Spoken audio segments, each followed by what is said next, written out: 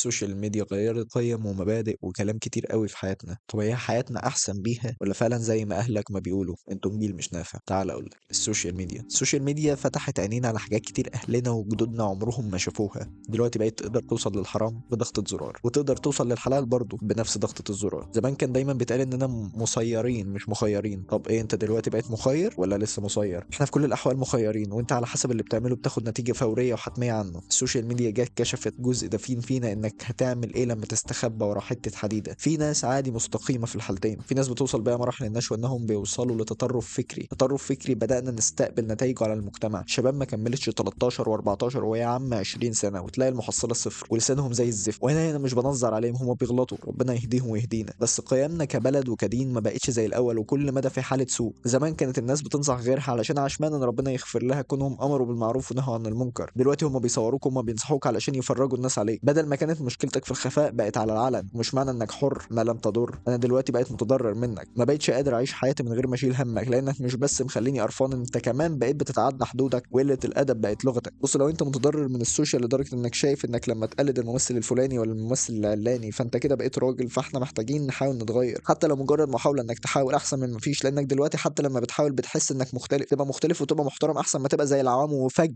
واحنا كلنا بنحاول نظبط اخلاقنا، فيعني مشيها كده وافتكر ان اهم حاجه انك ما تبطلش تحاول.